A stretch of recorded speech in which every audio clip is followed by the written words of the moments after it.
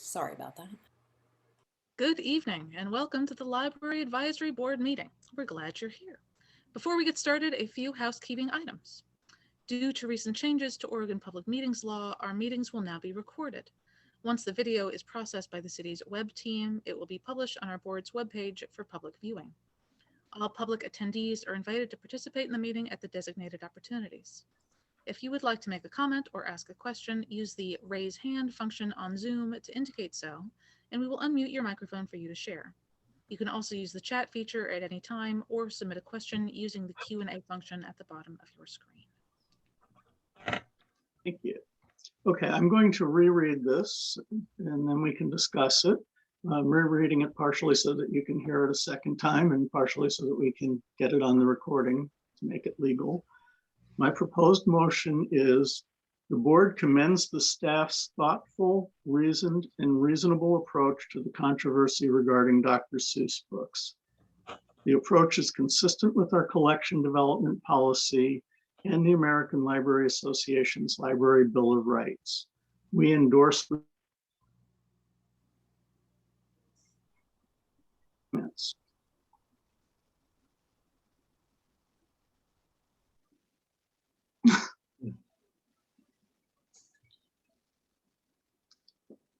Nobody has any thoughts? You froze on me just on your last sentence there. I don't know if that happened to everyone or. Yeah, it did. Oh, okay. The last sentence is we endorse the staff strategy. My question and my comment are the same thing. I have not seen the staff strategy, and I'm wondering if that is put anywhere so that anybody who happens to see or hear about this board's position can know what that strategy is. Yeah, so basically, just a little bit of background. I apologize, Councilor, for not providing you that information in advance, is that the publisher, the copyright holder of the Dr. Seuss books, proactively announced that it would cease publication, I believe, of 6 of the Dr. Seuss books out of concerns about racist depictions in those books. So it's a proactive approach. They're no longer going to be publishing them.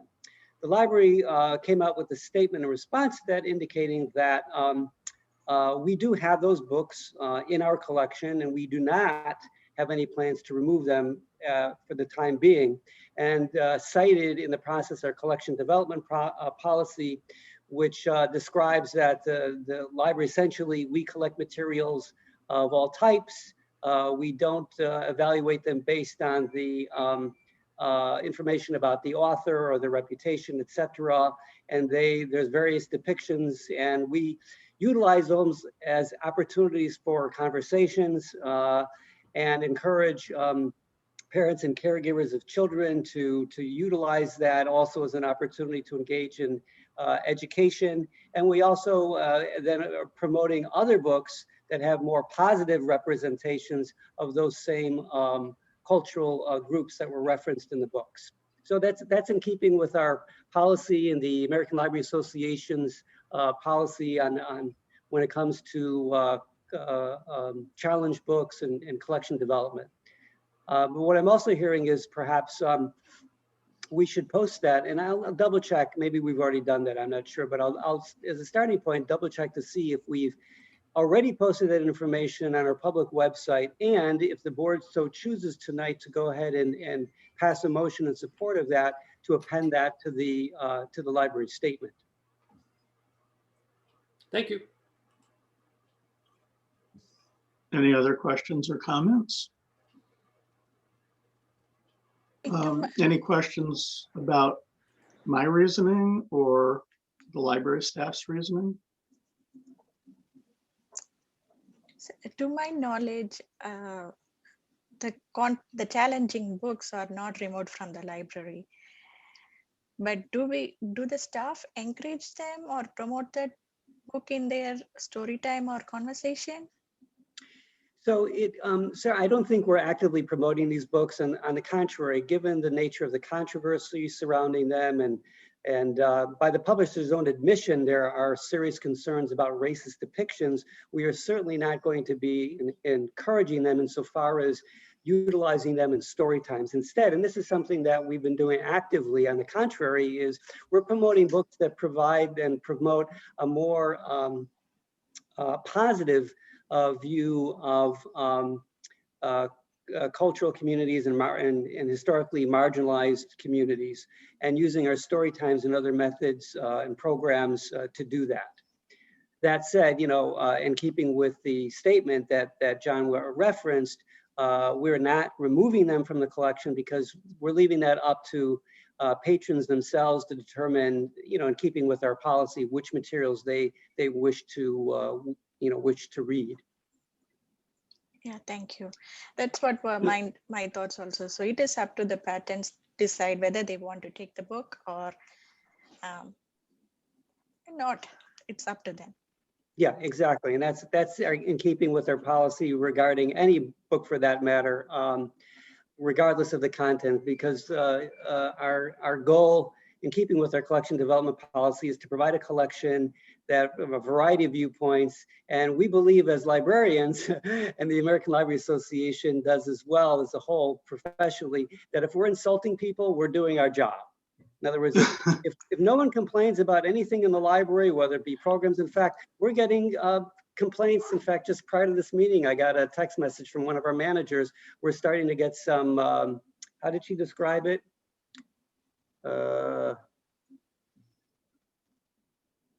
Here we go. We are getting some angry email in response to a program we're doing with the author of White Rage, Carol Anderson, which is a highly acclaimed book that we're doing in partnership with the city's internal equity team, using care funds for this. It's a very successful, very popular book, but it offends people. And we believe it's the job of the library, not necessarily to offend people, but rather to provide a variety of viewpoints that surely some people will find offensive. And our goal is to provide balanced viewpoints with respect to materials that we put on the shelves, as well as the programs that we offer, and encourage people to engage in conversations about these materials and about these programs and about these topics, in keeping with our mission of service to the community and trying to educate, inform, and create a opportunity for civic discourse, hopefully civil. And Sara, to add a little to what you'd asked about with the Dr. Seuss book specifically, they were coming out when I was a kid, and I know I'd read them and enjoyed them. And when I became a children's librarian more than 40 years ago, I was very surprised to discover that they were not at all popular with librarians. There was a general attitude within the library community that they were more popular with adults than children. Parents loved to check them out. There's a book, or there was a book, Kathleen or Glenn, or Kathleen, maybe you can help me and tell me if this is still true. It's called the Children's Catalog, that was essentially a Bible of what a core collection should be for a public library. Certainly a library the size of Beaverton should have every book in the children's catalog. It includes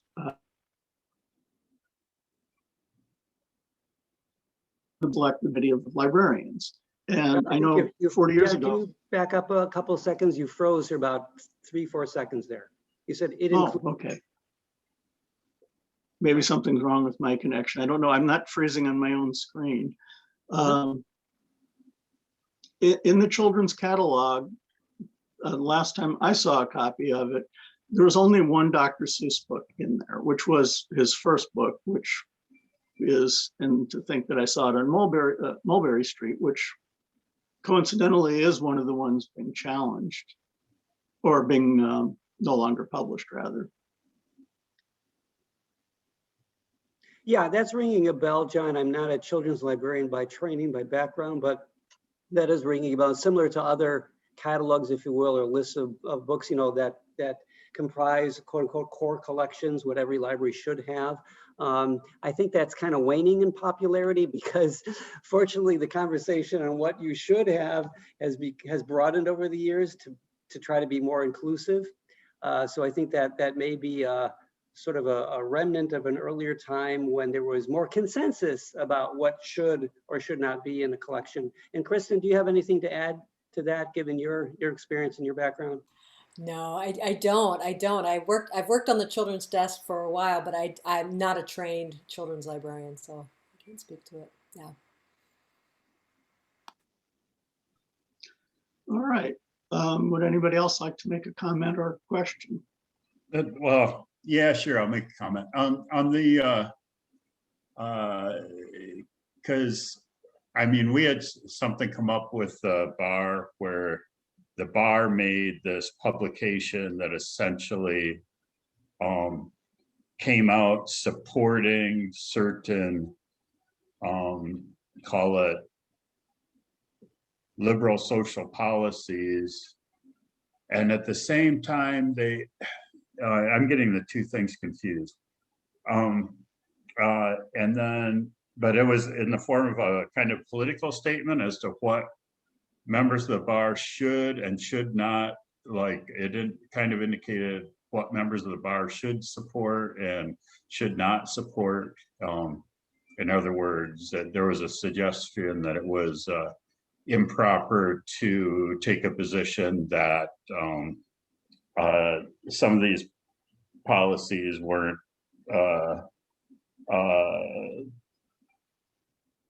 good social policies. And a lot of people got really mad at the bar. Anyway, in connection with that, I went back and did some kind of like pulling up what people have said about free speech, because I saw some stuff come up with the bar before where it looks like, and you see this across society now, but where there were some inklings that they were going to make some ethical rules that are essentially, you know, starting to get towards thought crime, and you see that in the media now, where you can think certain things, you're not allowed to think certain things. In connection with all that, I did some of the research, back like what earlier in American history, what certain people had said about free speech rights, because I saw it really as free speech. And it really is, you know, if we get in a position where you have to allow, if you don't allow, put it this way, if you're not, and there's quotes to this effect across the board from a lot of famous historical people, but if you're trying to suppress the speech that you hate the most, then we don't have free speech anymore. I mean, so I guess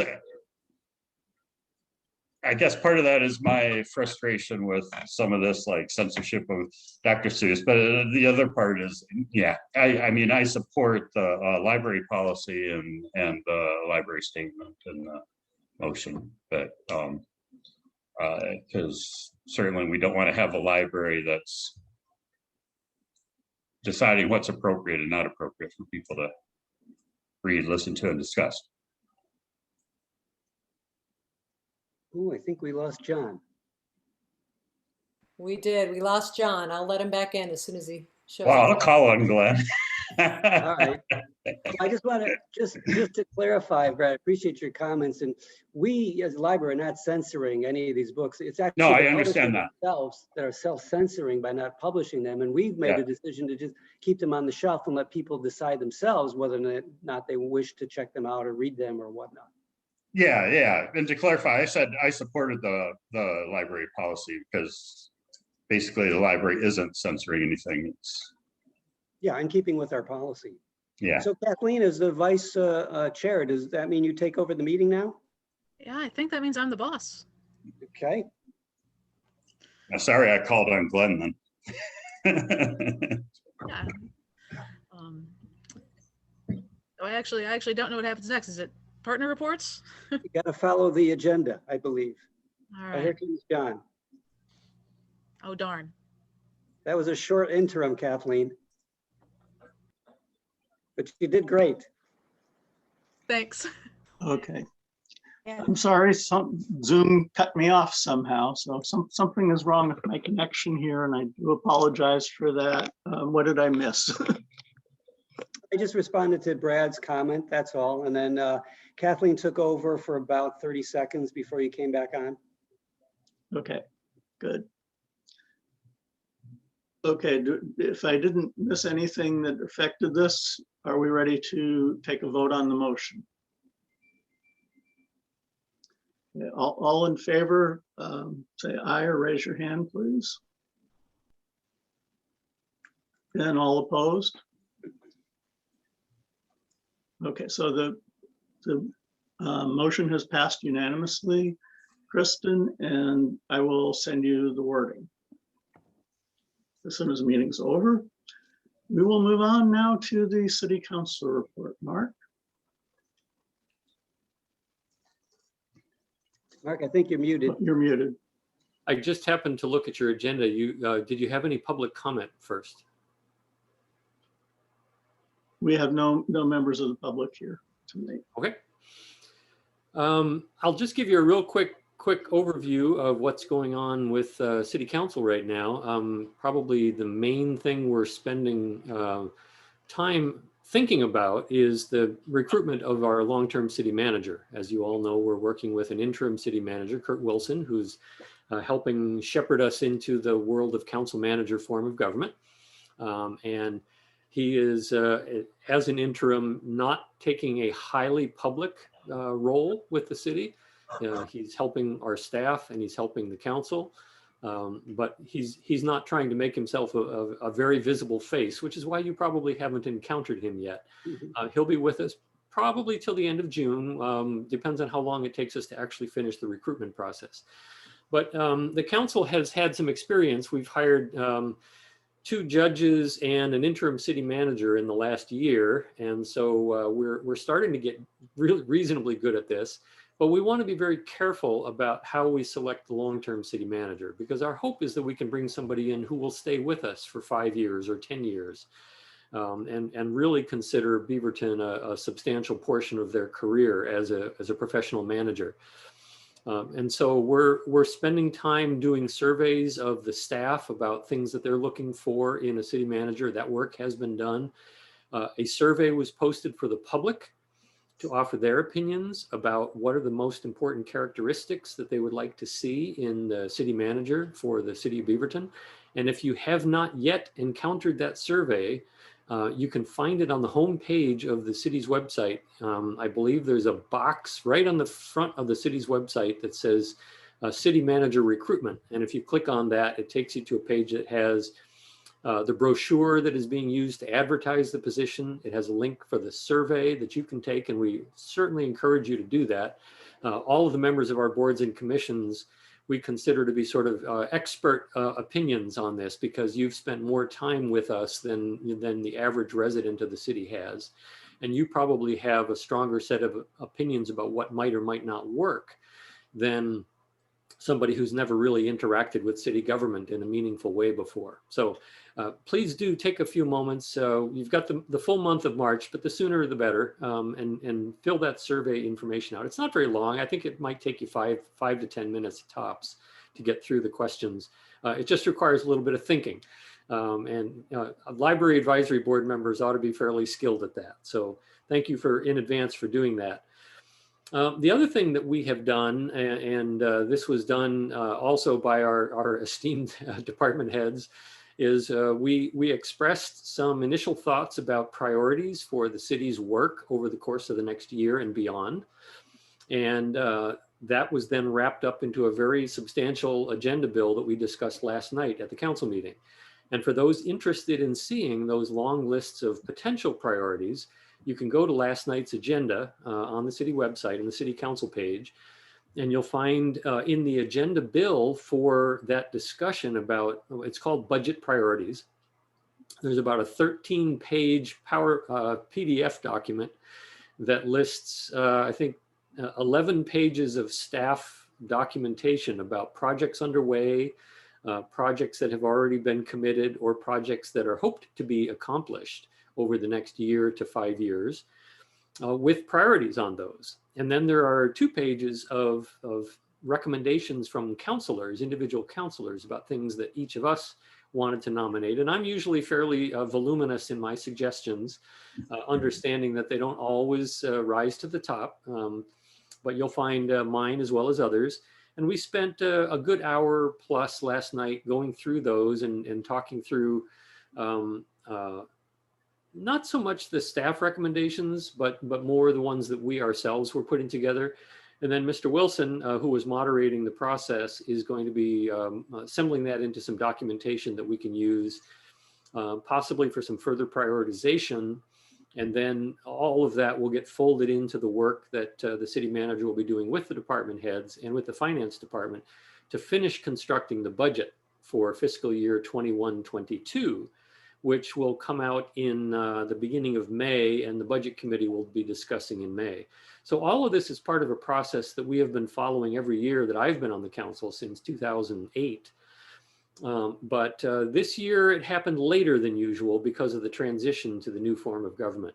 We anticipate that the similar process will be done for the next fiscal year, but probably starting in the fall of this year. So maybe November or maybe December, we'll try to get into it so that the staff have, I'll call it the benefit, but it might be the negative of understanding what council priorities are before they have to finish assembling their recommendations for the budget. And that hopefully will give everybody a chance to have some discussions and maybe even some arguments about what those might be. This is probably the most significant and most fundamental part of the work of the governing body of the city, is to identify priorities and to make sure that to the extent that it's practical and feasible and supportable, that those are represented in the budget and in the programs that get implemented by the departments. So that's been kind of a main activity of ours. A couple things I also want to point out on an upcoming meeting. We don't have a really long distance look ahead on our agendas right now because our agenda construction process is being reconstructed sort of as we go. But on the 16th, which is next Tuesday night, we have a couple of presentations that might be interesting to people. One is there's going to be a presentation from Portland Community College about the Future Connect program. And that's a very important program where the city of Beaverton, Hillsborough, Portland, and the state to some extent provide funding to Portland Community College students in the form of scholarships and success coaching. And it allows people who are, say, the first in their family, or who are from immigrant communities, or who are from low-income families, to actually get 2 years of paid college attendance with success coaching, which is really important for people whose families have no history of college attendance. So the success coaching is how do you go to college? How do you manage a schedule? How do you make sure that you're going to be successful in your classes? How do you do papers? How do you do tests? All of those kinds of things are meant to help people be successful so that they can build a history of successful college attendance in their own family as they proceed. There will be a presentation continuing discussions about the work that the Human Rights Advisory Commission did with our police department. The City Council will, over the course of time, be developing some considerations for policy revisions or program revisions associated with policing in the city based on some of those recommendations and other things we bring in from outside. There's going to be a discussion about the establishment of a climate advisory task force to help us implement our climate action plan to a greater degree than we are currently doing so. And then also next Tuesday night, we have a meeting of the Beaverton Urban Redevelopment Agency Board, which is your city council plus 4 other members, to talk about the downtown equity strategy, which is a new element that's been added to the downtown redevelopment program to make sure that the downtown redevelopment is done in a way that does not disadvantage communities of color and low-income communities in Beaverton as we go through this process. So watching out for things like redevelopment causing displacement, making sure that monies that go for business grants are going equitably to all members of the community. And we're learning how to do that well because our staff are working on and researching that. So those are some of the things to watch out for. And I always encourage people to take a look at the council agendas, even the ones that have passed, because you can learn about what we're talking about, what we're thinking about right now by looking at recent agendas to see what the topics have been. So with that, I'll take any questions you have about things I've mentioned or things going on with the city council. Thank you, Mark. This is Sarah. You have an interim for the city manager. Why don't you hire him? Or it is a that person is exposed for 6 months or whatever the interim period, have much more knowledge on the person than you are recruiting. He has experience, he knows you, or he or she knows you, and the process also is like familiar to them. We left open the possibility that our interim city manager could apply for the long-term position. We did not rule that out. We did not tell candidates, there's no way you can't apply for the position. But early on, Mr. Wilson told us that it was not his intention to apply for the long-term position. He and his family live in California. He's been commuting up here from the Sacramento area on a regular basis. And he has school-age children who really like their school. They really like their community. And he is in a stage in his career where he's not interested in taking on a full-time city manager job right now. And so he's told us, look, I'm going to be here with you during the transition, but I'm not going to be applying for the job. We did ask him, and he said, no, appreciate your interest, but I'm really looking at this as a short-term position. But good suggestion. Yeah, thank you. And also Anyone one more else? question. For the next week presentation about the college, where can we look up for the link? The Beaverton City Council webpage, if you just Google Beaverton City Council, you'll find several pages will usually turn up, and one of them is called Agendas and Meetings. And on that one, you'll find a link for the March 16th meeting. The agenda has not been posted yet. And so you might have to wait till tomorrow afternoon, possibly even Friday morning. And then a link will appear on that page, which will have all of the agenda items. And one of those will be the Future Connect presentation. And when you click on that, it'll bring up a PDF file that'll have all the information that has been presented in advance of the discussion. Thank you. Is there any limit for attending the number of people attending the meeting, or it is like open to? Council meetings are always open to the public. Right now, they're all done by Zoom, like this meeting. When you connect into a city council meeting, you don't appear on camera, but you can speak during public input process. And if you do connect, you can watch the whole meeting, just as anybody can watch this meeting. Okay, thank you. Yep. I have a question. Will the council decide when we will be able to meet in person as a board, or is that something we decide on our own?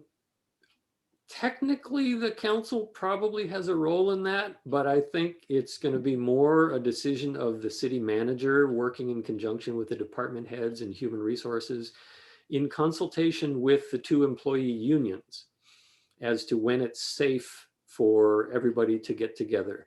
We may express an opinion, but the employees of the city don't work for us, and they work for the city manager.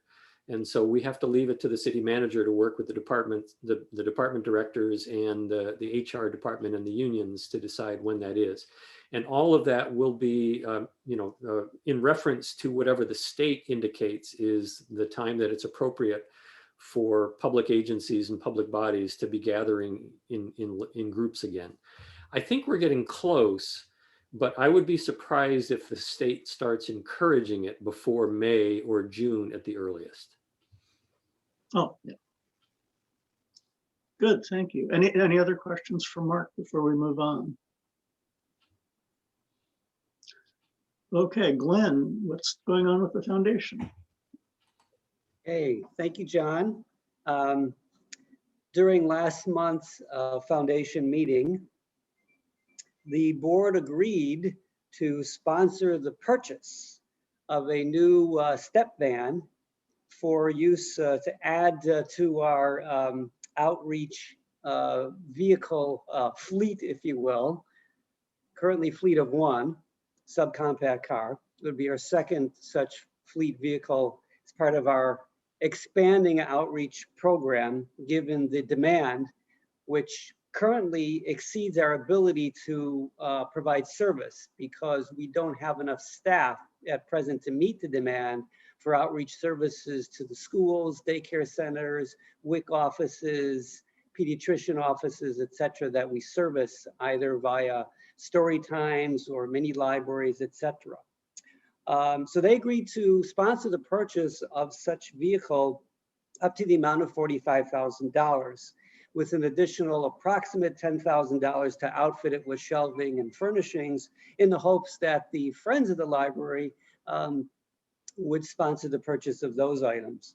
That said, it would require the hiring of an additional 0.5 FTE outreach specialist, literally to drive the bus, as it were, and to deliver additional services to meet that, that demand. That would be part of next year's budget. However, unfortunately, due to a gap in the library's contingency budget, which this board, if you recall, I believe it was 2 Decembers ago, we had a presentation from Patrick O'Clair, the city's finance director. He pointed out that the library fund, there's a requirement that we have carry a contingency budget, which is approximately 2 months of our operating budget as sort of a rainy day fund. And due to a shortfall in our contingency budget as a result of things like cost of living increases, step increases, and so forth, it's looking doubtful, unfortunately, at this point, whether or not we'll be able to hire that additional 0.5 FTE. So we may need to postpone that either until the middle of next fiscal year, in the hopes that we might be able to ask for that as part of the supplemental budget process, or perhaps even later. But the good news is they were on board with the proposal and did commit to purchasing that vehicle when we're ready to do so. Well, that's the foundation update. I'll offer one comment on that, Glenn. Please. Let me offer one quick comment on that, Glenn, which is that change in the timing might be useful, and it might offer us the opportunity to explore and examine the possibility of having that be an all-electric van, because some of those really wonderful vehicles are starting to come into more common usage. Yes, as a matter of fact, I think I had, if I'm not mistaken, Councilor, I think you may have mentioned that at the last meeting, I think the one before that, because I don't think you were at the last meeting. And I did explore that with Mike Sturley, our fleet manager, and I think he told me that the city, they are exploring that. I don't think that currently that they're part of the schedule of vehicles, but that is something that they are exploring. So yeah, that said, the delay could give us that opportunity to take advantage and get sort of in on the early side of that process. So duly noted, and thank you for mentioning that. And I know this isn't on you, it's on me, but I'm on it. Appreciate that. Thank you. Good. Well, while we're waiting for Kathleen to be available, Arvin, we'll move ahead with the teen council report. I am here. I'm just Oh, I'm available if you're ready. go right ahead. Okay, I'm sorry. I don't want to flash the group. No problem. So the new friends of the Beaverton City Library, everything is holding steady. Everything seems to be on track. Amazon sales for January were robust. COVID precautions at the book corner are doing well. They're getting lots of donations. They are reaching out to volunteers. They were donated 2 air purifiers for the back stock room. They had a slight decrease in appointments, but it was like 10 fewer than in December than in January. So everything at the book corner is proceeding as usual in this new pandemic normal. One thing that I did want to bring up with this board is that I asked the new friends, I forget who mentioned it at our last meeting, but somebody said, how are they feeling about the potential changes at the book corner? And I thought that was a good thing to bring up with them. Like, how are you guys feeling about this? And the answer was, it seems like they are doing a lot of really good things to prepare. They are splitting up into marketing groups. They are trying to figure out how to advertise. They are trying to make contingency plans. They are really going all out and trying to figure out how they can continue to support the library. That being said, they are concerned with these big changes, that if they have to spend more money on retail rents, if they have to figure out what they are going to do with all of their excess stock, they're worried that they might not be able to support the library in the same way that they have in the past. So there are some concerns of the new friends that they might not be able to help us with their wish list as much as they have previously. So I think there are some legitimate concerns, and I think there are a lot of benefits, and that they've really seem to rely on word of mouth. They said that some of their sales are the best kept secret in Beaverton. Nobody knows that they're having sales, or that they have the book corner. So that's what's happening there. So is there anything that you would like me to take back to them regarding this? Or any questions?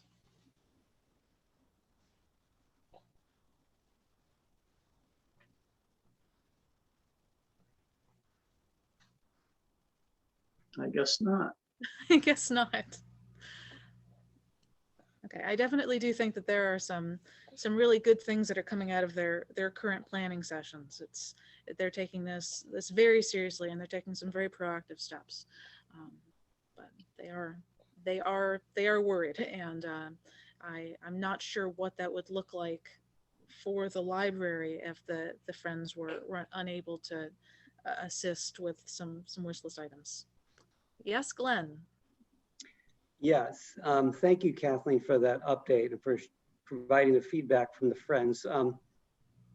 We have had numerous discussions with the Friends Board and the Friends President over the course of this project. And by that, I'm referring, of course, to the Book Corner Integration Project, which is a development with which this board should be familiar. We've spoken about this many times, about the fact that we've got a couple local developers who approached the city with interest in purchasing the adjacent property, which is owned by the city, and which the Book Corner operates out of and leases from the city for $1 a year.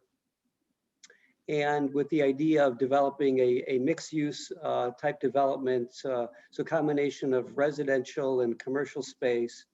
And then as part of the agreement, we would incorporate the physical retail operation of the Friends into the main library. And the library is committed to spending upwards of $140,000 from the sale of that property to renovate the main library to incorporate the physical retail operation of the Friends. And in addition, the city is also committed to working with the Friends to find them affordable space for the online retail operation as well, so that they can continue that side of the operation. In addition, as part of those conversations, we have spoken with the Friends about their concerns about their ability, or the possibility rather, that they would not be able to provide as much money in the form of donations to the libraries they had in the past. Whether or not that is the case remains to be seen. We don't know if in fact the amount of donations would be less. On the other hand, even if they were less, the library has made it clear each time we've had those conversations, there have been several of those, that we are okay with the reduction, overall reduction in the amount of donations that we receive from the Friends, which currently is about somewhere in the neighborhood of $45,000 to $55,000, $60,000 a year on average. Given the overall benefits of this project for the library, for the city, et cetera. Plus, we also believe that by incorporating the Friends physical retail operation into the library, that will significantly increase the Friends visibility. So to your point, Kathleen, as if the book corner is the best kept secret in Beaverton, by incorporating them into the library, they will become much more visible and less of a secret. And as a result, we believe that will increase their sales, since we're going to be expanding their physical footprint inside of the library and also in the lobby, which will be the first thing that people see once they enter the lobby of the library. They will see a Friends retail store, similar to if you've been to the Fort Vancouver Regional Main Library in Vancouver, Washington. The Friends have a similar setup in the lobby. You walk in, the very first thing you see is the Friends retail store with books for sale, library branded materials. And as it turns out, the Space Saver, which is the company that the library uses for our shelving, turns out that they are the company that manufactured and sold that equipment to the Friends at the Fort Vancouver Regional Library, which we just learned last week because they happen to be in the library helping to prepare for the build out of 4 study rooms in the lobby, in the library proper. And so we were thrilled to learn that they were the manufacturers of that shelving that's in use at the Fort Vancouver Regional Library, because it's exactly the type of shelving that we're looking at, which is mobile, collapsible. So at the end of the day, it collapses upon itself, you turn a key and it locks, and it stays in place and it's secure. And then when it's open for business, you turn the key, you fold it out, and then you've got your retail store.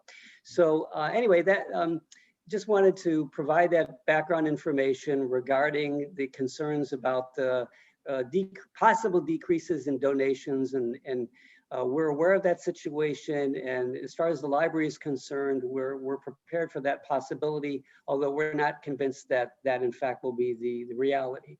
So anyway, that's my little update about that. Thank you, Glenn. Okay, let us move on to the teen council. Could I just make a comment about that? Sure. I think that's great, Glenn. I think that having that a retail setting for the Friends in the library, that I bet the sales will skyrocket. It just makes sense because it's going to be a lot of people that have never known about or made the effort to go over there are going to have it right in front of them, and it's going to be easily accessible, and it's going to be good deals on books. So, anyway, that's all I got. And hopefully additional branded materials. In fact, we've had some conversations with them about, hey, why not sell mugs with the Friends of the Library's logo? How about t-shirts? Right. How about tote bags? How about bookmarks? There's all kinds of possibilities. I mean, if you've been to the book bags store at the Multnomah County Library, they've got all kinds of branded materials in addition to books and other items. Yeah, that sounds great. What will be the difference in square footage between what they have now and what they will have in the library? So that'll be, we have, based on the feasibility study that was conducted and completed in September, we can incorporate approximately 2/3 of their physical retail operation in the library space itself.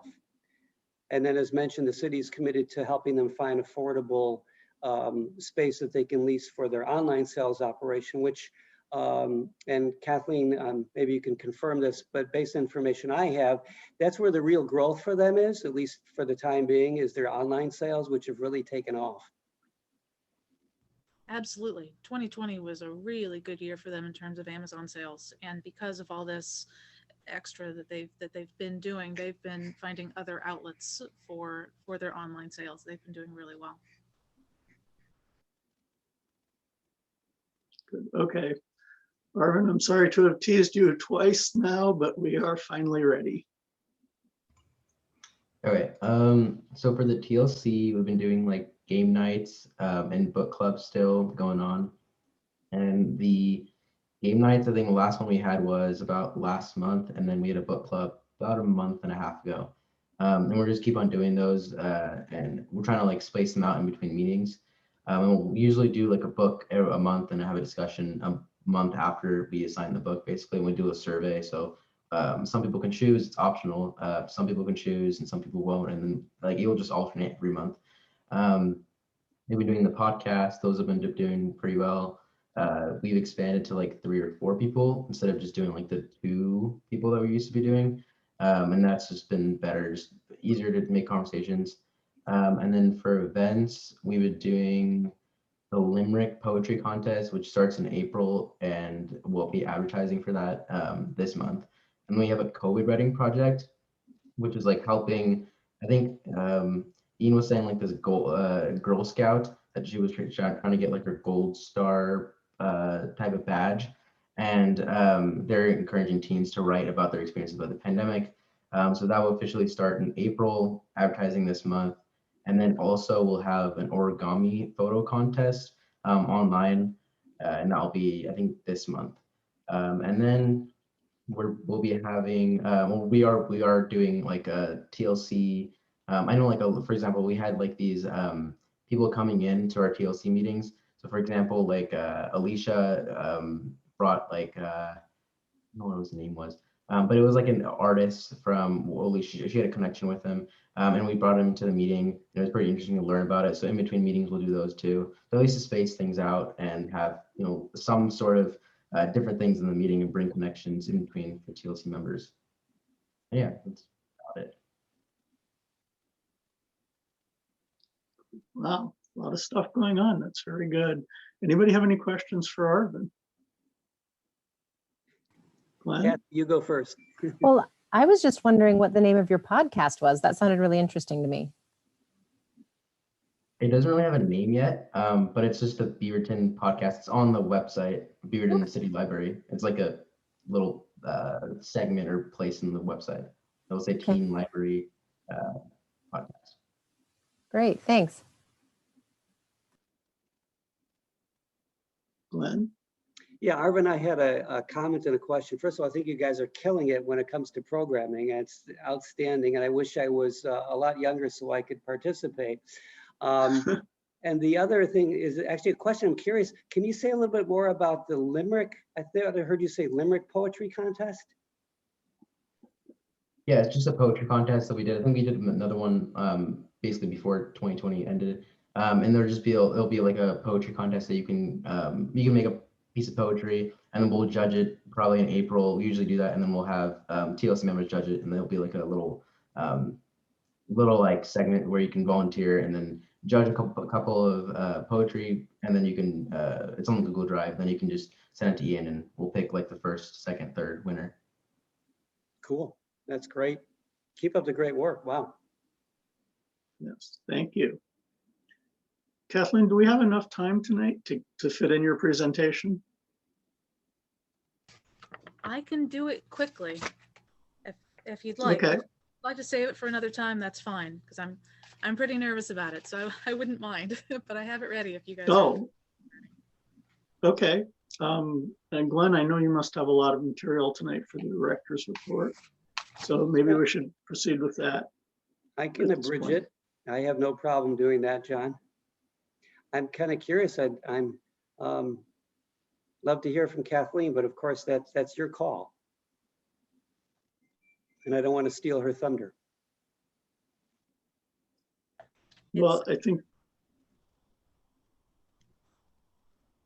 the two of you should decide. I'd love to hear from you, Kathleen. Okay, all right, I'll do it. All right, how do I share my screen? So go down to the Kathleen, bottom. Sorry, go ahead, John. Don't feel obligated to rush through it. If necessary, we can split it into part 1 and 2. It's not that long. I should be able to do it pretty quick. It's only, I think, 12 or 13 slides. Yeah, if you scroll down to the bottom, you should see a bunch of icons that pop up. And towards the right, there's one that says share screen. So if you click on that, it'll pull up all the stuff that you have open. And assuming you have your presentation open, all you need to do is just click on that and then click on, I think that's a red share button. Okay, share desktop.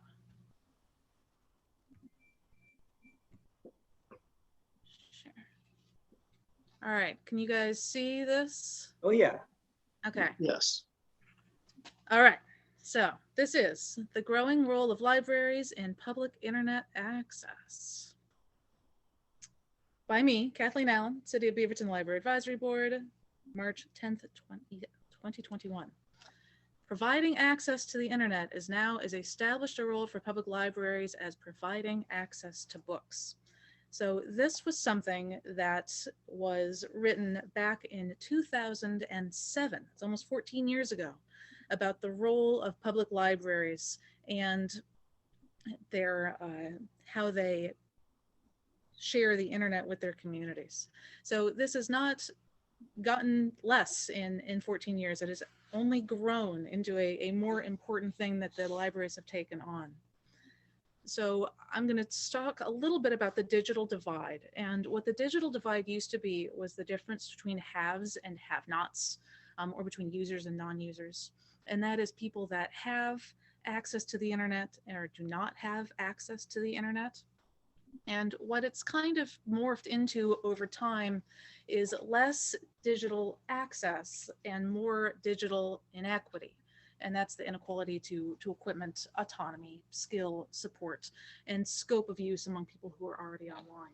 So most people have a method of getting online, but lack one of these key factors in getting online. So this is somebody who's elderly, who owns a smartphone, but doesn't know how to use Facebook to get the pictures of their grandchildren, or somebody that is able to go to the library, but doesn't know how to use the wireless terminals to apply for a job.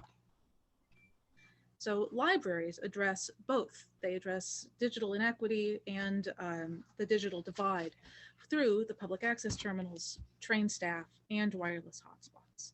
So public access terminals are something that libraries provide so that any member of the public that comes in can get access to the internet. And trained staff really help with that digital inequity, because people that don't know how to access the internet or don't know how to access any of these increasingly online services can use library staff and to get that training. So wireless hotspots are a more recent but also very important method that libraries are using to address this inequality. So this is very much a rural versus urban divide. So broadband services and internet infrastructure in the United States poorly serve rural communities. And a lot of that is through something that's called the last mile in telecommunications. And that is that getting from the main branch, that the last mile to somebody's home, is typically the most expensive and last done thing to get people access or to improve or upgrade their access. So a lot of these more urban and poorer communities have less service and infrastructure. So in 2016, 36% of Americans living in rural areas did not meet the requirements set out by the Telecommunications Act of 1996. Only 4% of urban internet users were faced with the same deficiencies. And I have, because I couldn't memorize this part, this is the text of the Telecommunications Act of 1996 that matters to us. And what the FCC set as the Telecommunications Act as the amount is this 25 megabytes per second download and 3 megabytes per second upload. So in 2016, only 4% of internet users, well, 36% did not meet the requirement. So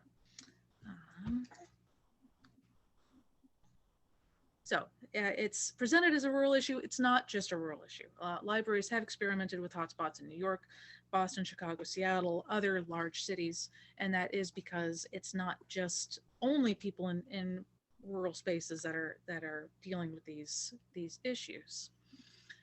Mobile hotspots used for internet access represent a new facet for libraries in creating community and digital inclusion in the face of market-based internet connectivity gaps. So the market-based internet connectivity gaps are those things like the last mile. It is things like infrastructure upgrade.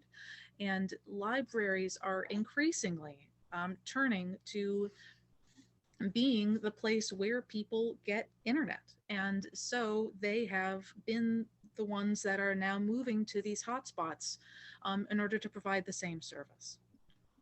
So hotspots are a way libraries are working to serve their communities outside of the physical library space, as well as address affordability of internet, variable quality service, access limitations, and poverty.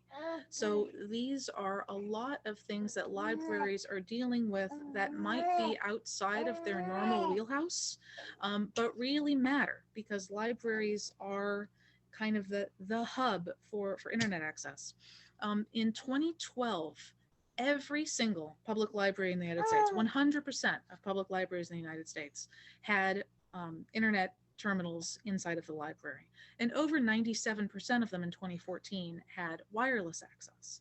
So, and this was way back in 2014. So this is something that is really fundamental to libraries and is something that they have addressed and are using hotspots to continue to address in a really fundamental way. However, libraries being the ones to really spearhead this is only a band-aid on the larger issue of digital inequity. So it doesn't change the fact that a lot of these poorer communities don't have internet access, or that broadband doesn't reach the final mile to somebody's house.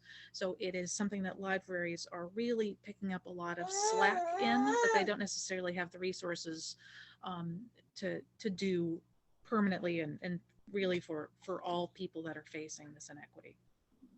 So in conclusion, the digital divide exists all over the United States. Libraries in both urban and rural environments are constantly working to create solutions for their users, patrons, and community members. These measures by libraries, both urban and rural, physical and digital, are seen and appreciated in the tireless fight against inequality in all forms. Does anybody have any questions?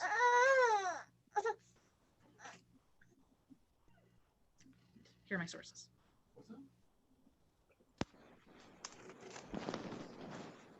I have a question, Kathleen. Yes.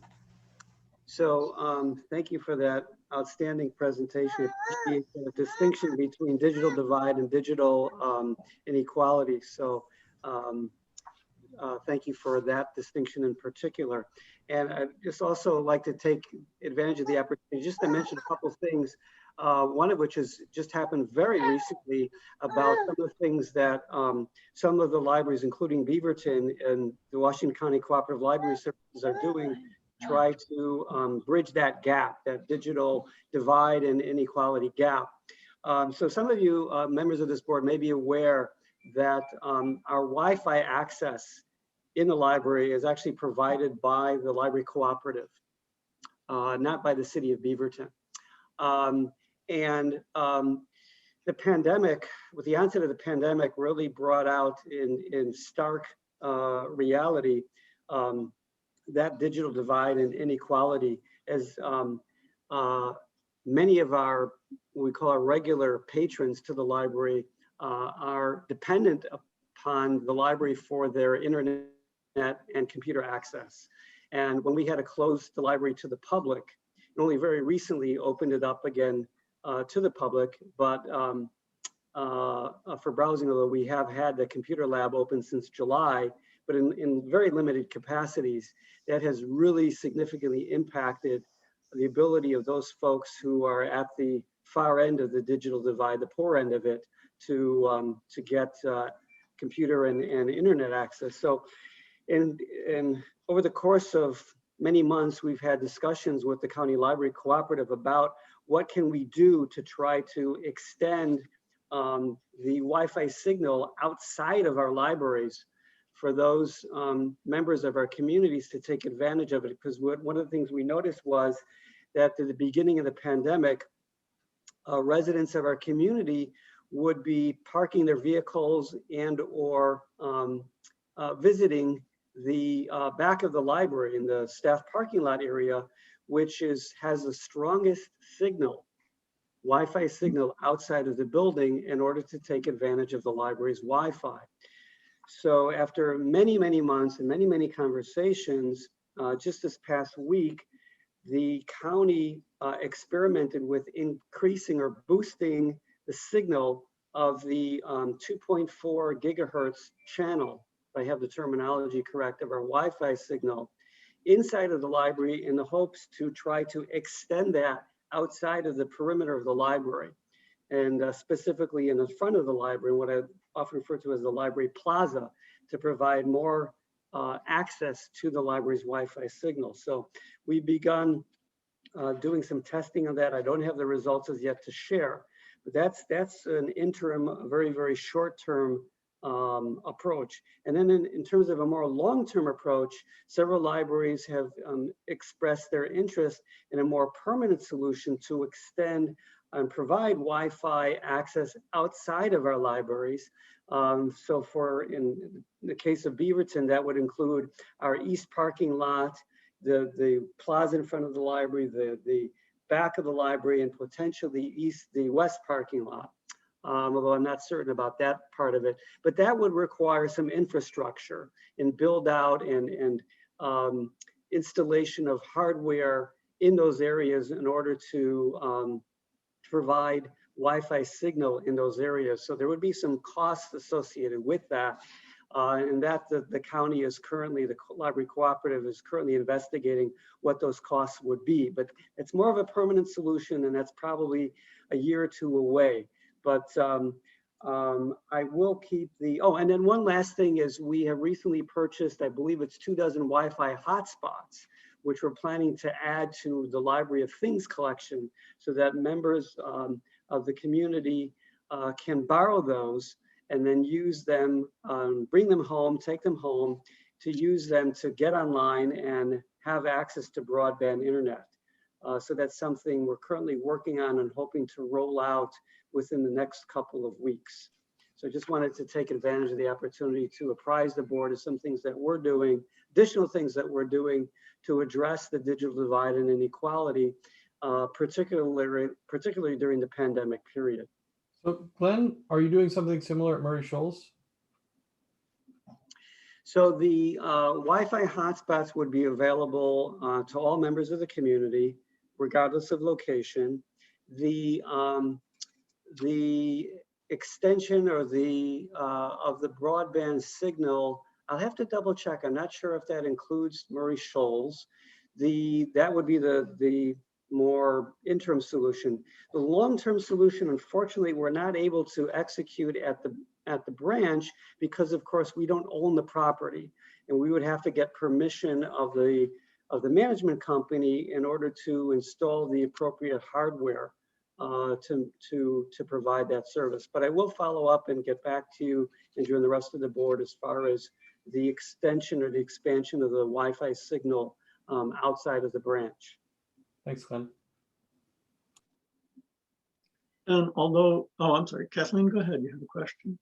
I just wanted to thank Glenn for thinking of that, or I don't want him to take credit for thinking of the hotspots and things. We didn't, but I just think it's so nice during the pandemic when all the kids are doing homeschool and things, and they don't necessarily have, equitable access to one another. And it's just so nice, so much time spent online that they sort of get on more equal footing. And I don't know, it's just real heartwarming for me to hear about. Thank you. I wanted to add that although it isn't directly related to what Kathleen was talking about as far as access between haves and have-nots, the recent power failure in this area is just a really good example of the importance of this, because the library has the backup generator, the fact that we have computers in the building and power for people who have their own portable devices but cannot get on at home because they lack power. That's an incredibly valuable service to the community. We're lucky here on the West Coast where we have newer homes. We have a lot of underground utilities, and I know power failures are far more common in the East and the Midwest, but I still think it's a very big deal. Andrew, you had something else? Yeah, Kathleen, when you were covering digital inequity, did municipal internet ever come up in your research? It did not. So most of this research came from my thesis. And so my thesis is about rural and urban communities specifically. So it did not really come up as it's not really about the internet. It just is incidental to what we happen to be talking about. Okay.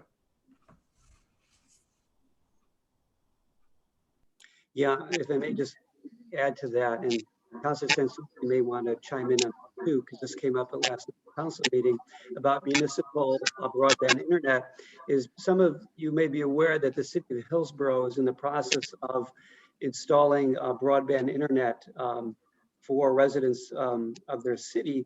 And at last night's council meeting, that was added to the priority list.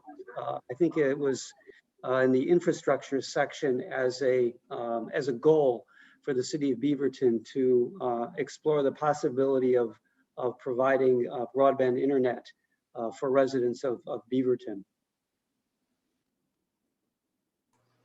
Yeah, just an idea at this point. There's no specific program intended to do it, but there are municipal broadband implementations across the country now, and the fact that Hillsborough has one going is a very interesting development. So we're going to be studying that one and then doing some talking and thinking about it.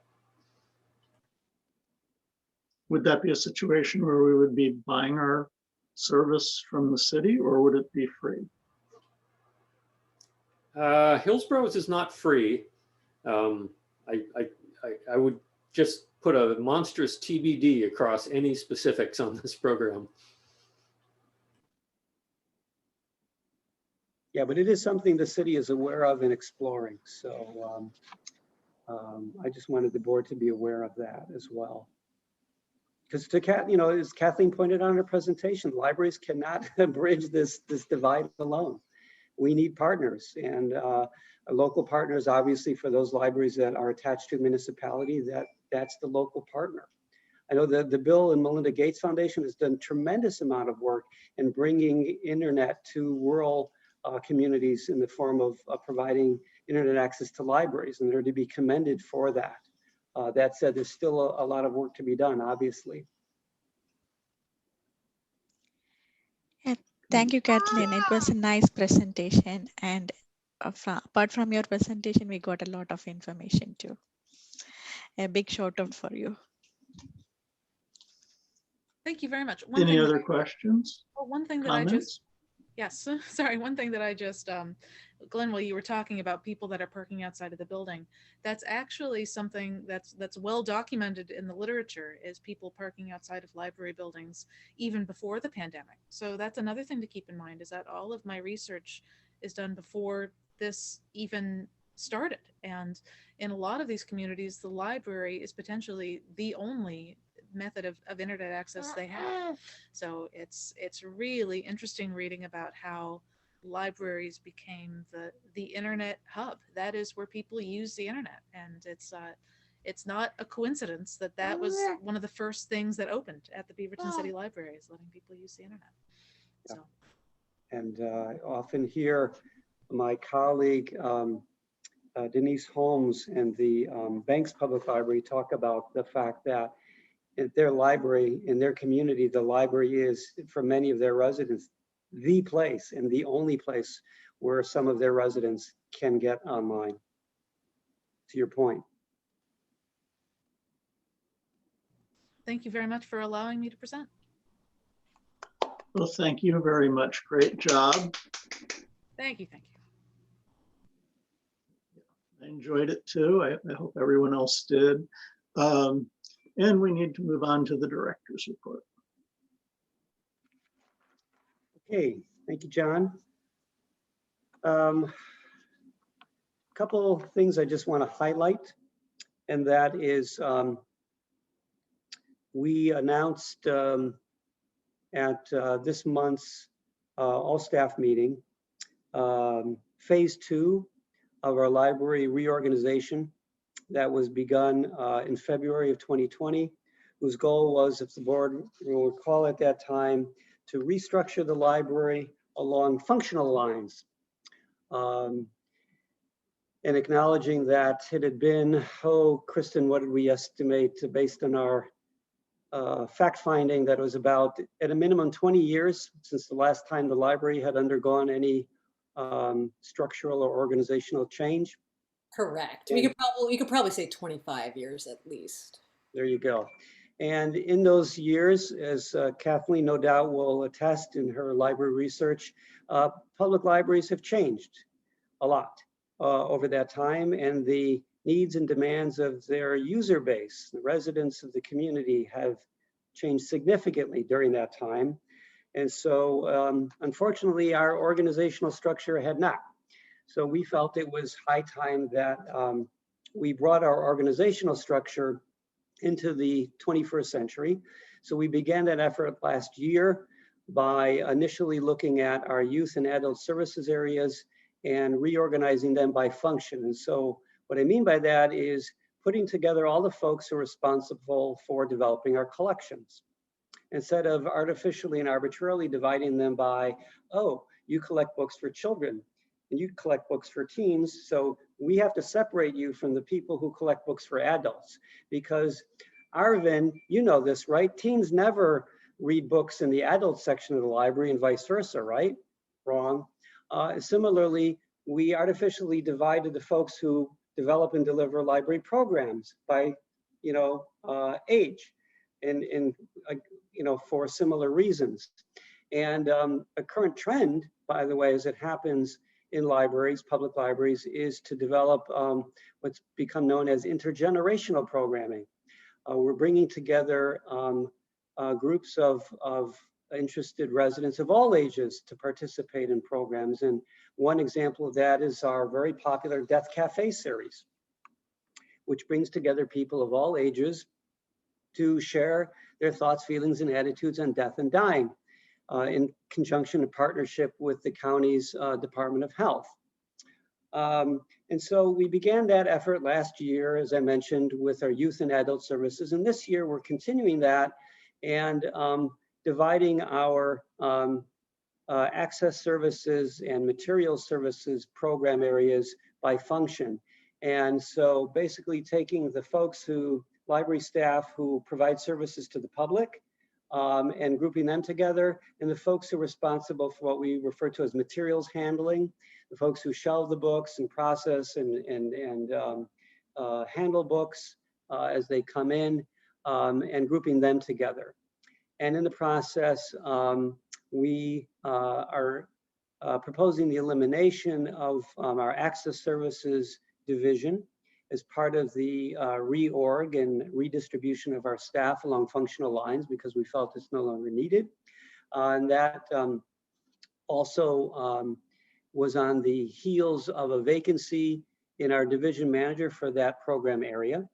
And plus the fact that we now have about 2.5 months worth of experience in this interim fashion, where we have subdivided that access services team and have the public facing side of the staff now reporting up through public services, the materials handling portion of that staff reporting to materials, and the 2.5 months in the interim capacity, things have been going very well. So we decided to make that a permanent move and incorporate that into our phase 2 of our restructuring.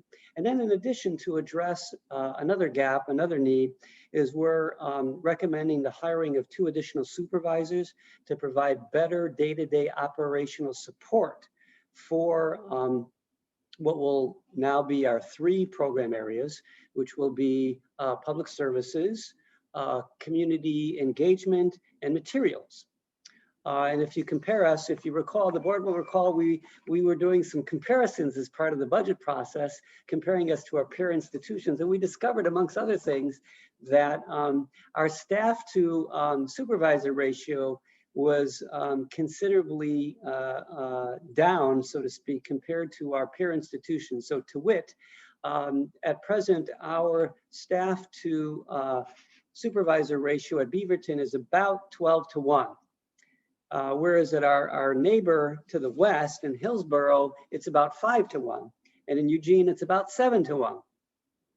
And so we're proposing the hiring of 2 new supervisor positions to bring the number of supervisors up to 5, to provide better day-to-day supervision and management of our program areas, plus provide better opportunities for staff growth, development, and advancement within the organization, which we at present, because we're such a flat organizational structure, we don't really provide a lot of those opportunities, which is why so many staff have left Beaverton City Library over the years, who are looking for growth and development and particularly advancement opportunities, because they tend to go elsewhere when looking for supervisory positions, because we have so few of them.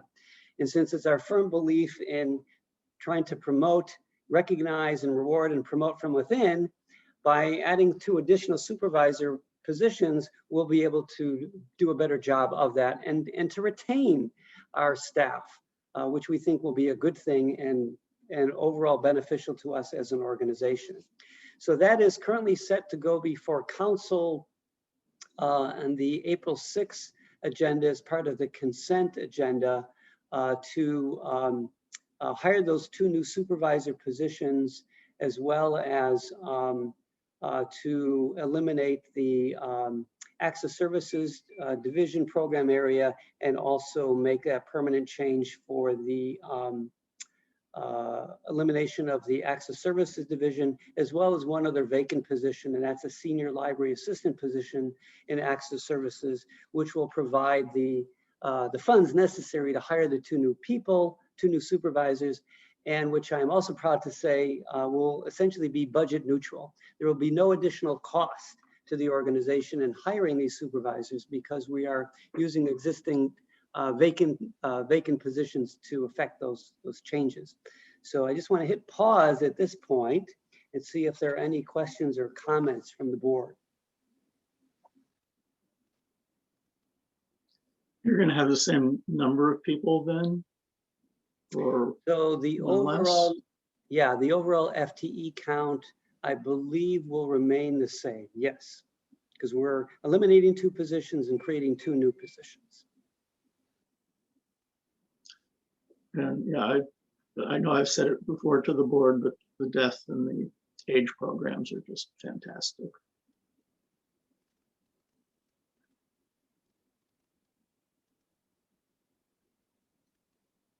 Okay, if there are no questions, and if you think of them later, feel free to chime in. Just want to give a brief update on our current services. So the board may recall, we launched what we're referring to as our grab and go service expansion at the main library in January 11th, in which we're admitting members of the community into the library proper for the first time since we closed to the public in March 16th of last year. I'm pleased to announce that it has gone exceptionally well. We've had very few, if any, incidents.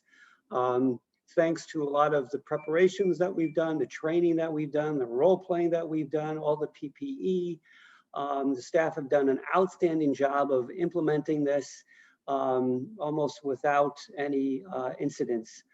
We've had a few such incidents of folks needing to be reminded to keep their face coverings on the entire time, but they have been very few and far apart.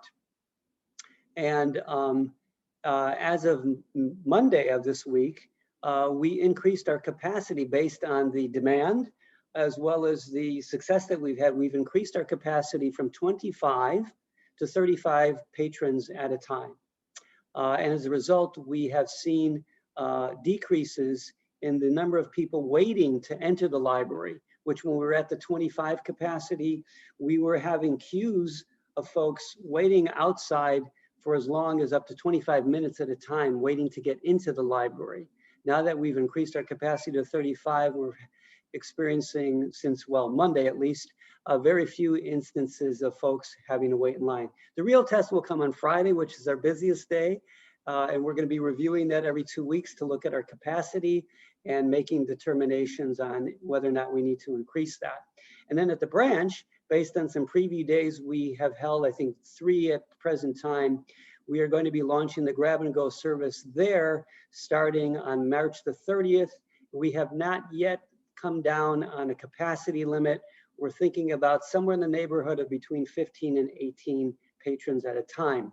And the initial service will allow folks to come in and select their holds themselves and then check them out using our self-check machine as a way of trying to minimize contact between the staff and patrons during this time.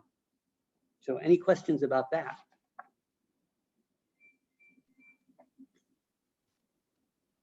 Okay, if not, move on to facilities update. Some of the board members. Yes, Sarah. So for the spring break, what is your plan for grab and go? Spring break, we are planning on waiting and seeing what happens, anticipating that there will be a fairly significant increase in the number of folks wishing to come into the library, which we saw during some of our preview days, which happened to overlap with days when the schools were closed as a result of in-service days. So we're anticipating we're going to see increase demand, and hoping that our increased capacity to 35 will help go a long way towards reducing the waiting. But we know we're going to see increases in demand. And that will definitely, we will factor that into the determination as far as mentioned, when the time comes to review our capacity and help us make informed decisions about whether or not we need to increase that. Thank you. So do you have any plans for the persons, those who are waiting? So keeping some books on your lobby or craft so that if there are younger kids to play around and to be engaged? We had been doing that initially at the start of our grab and go. The board will recall that there was another collection that went by that same name that we were hoping to launch at the Beaverton Transit Center back in March 23rd of 2020, a week after we closed to the public. And TriMet pulled the plug on that. No, I don't want to throw them under the bus, figuratively or literally, but they made the right call with that because of the pandemic. And so we actually launched that in front of the library once we rolled out the, even before the grab and go service, actually during Beaverton to go service. But what we discovered, Sarah, unfortunately, was it was creating crowds of people in front of the library to get access to the collection. And so it turned out it was not safe to continue to do that because we had folks queuing up for picking up their holds outside, waiting to come into the library, and then queuing up in front of the collection of materials. So we are very open to suggestions on how we can keep our members of the public entertained, particularly young ones. And when I've had my greeter shifts, I have tried to engage families and the young ones in conversations about their favorite books and what movies they're watching. But we're very open to suggestions about ways that we can safely keep people engaged while they're waiting. So let us know if you have any suggestions. We're very, very open to that. And then lastly, because I know we're running short on time, just a brief update, facilities update. Some of the board members may be aware that we have actually started building out our new study rooms. Construction has begun on 4 study rooms inside the library, which will provide space for approximately 6 to 8 members of the public each in each of those 4 study rooms. We initially were planning on building out 3. We decided to add a 4th to provide space for a social worker that we have contracted with under our community action. For those times rather when the social worker needs to meet in private with members of the community to discuss their particular situations. And so that 4th study room will double as private office space for the community action social worker. So work has begun on those study rooms starting, I believe it was last week. And if you come into the library as part of grab and go, you can hear the delightful sounds of the construction happening and are scheduled to be completed, I believe, sometime in May. So stay tuned for further updates on that. And with that, that concludes my director's report for this month, and happy to entertain any additional questions about study rooms or anything else that we've talked about this evening.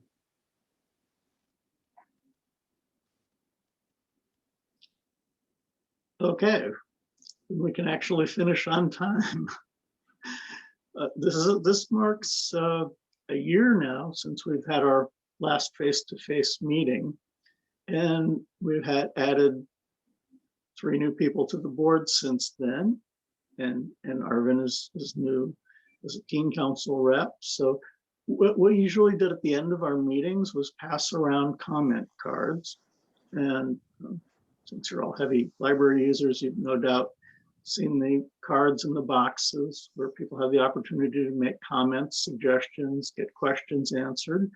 And we pass these around, and most of them are either just patron opinions or something that require staff action, which Glenn sees too. But what it helps us do is keep our finger on the pulse of the community.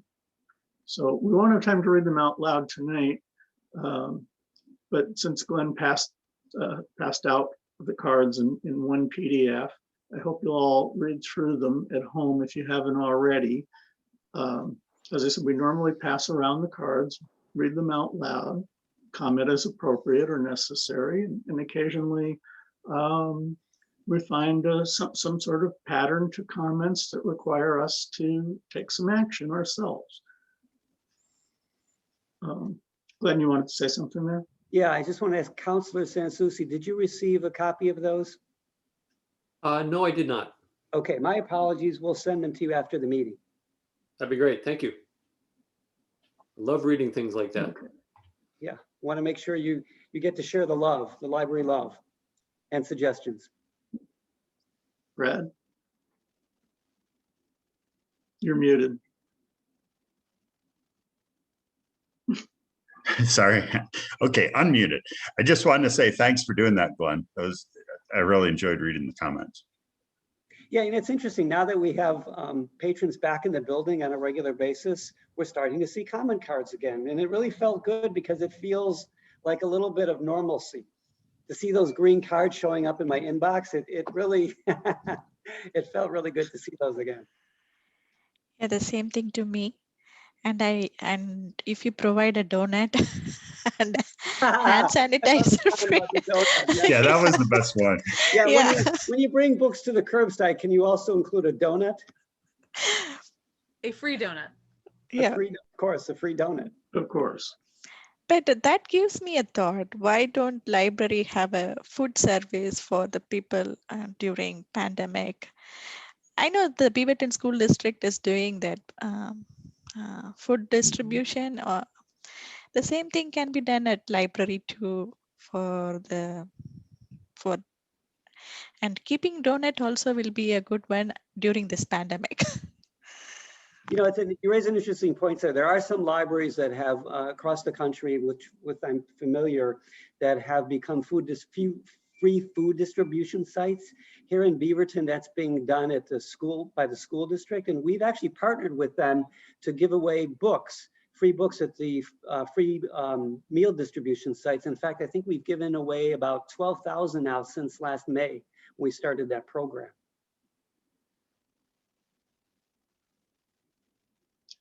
Yeah, that's nice. Does anybody have anything else? Sorry, Sarah, go ahead. No, John, I You're just muted. want to thank Glenn for that. And also it is not only food for the, like fuel for the body and food for the thought, food and book distributed together. Food for thought, okay. Yeah. Anybody have anything else? Kathleen, thank you again for a wonderful presentation.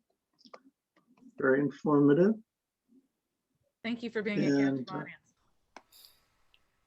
I hope we'll do more things like that. I think it's very important for the board to be aware of everything libraries throughout the country are facing and how we stack up with our own service. All very helpful to know. So on that note, I'll call the meeting adjourned at 7:33. Thank you very much. Thanks. Good night. Thanks. Good night, everybody. Hey. Have a good Thank night. you, everybody. Hope to see you in the library soon.